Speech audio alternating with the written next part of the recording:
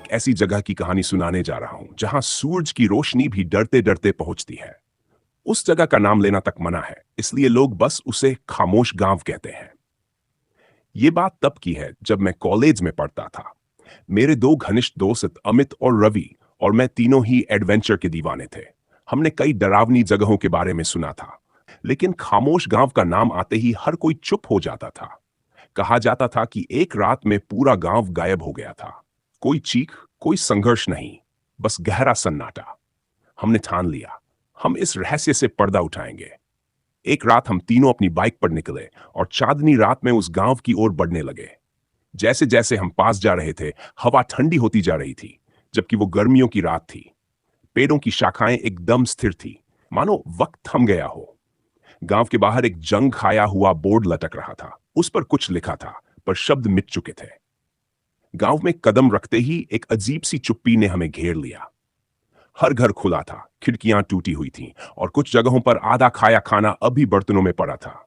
किसी किसी घर में तेल के दिए जल रहे थे, जैसे सदियों से जलते आ रहे हों। हमने एक घर में घुसने की हिम्मत की। वहां हर चीज पर धूल जमी थी। तभी अमित को एक पुरानी डायरी मिली, जर्द पन्नों वाली, स्याही धुंधली।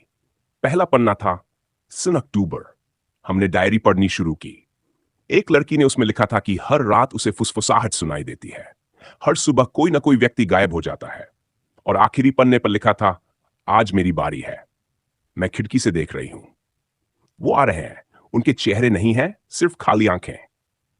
जैसे ही अमित ने यह लाइन पढ़ी, अचानक एक ठंडी हवा चली और घर का दरवाजा जोर से बंद हो गया। तभी हमें बाहर से धीमी फुसफुसाहटें सुनाई दी, एकदम वैसी जैसी डायरी में लिखी थी। रवि ने डर के मारे टॉर्च घुमाई। जैसे ही रोशनी खिड़की पर पड़ी, हम सब सहम गए।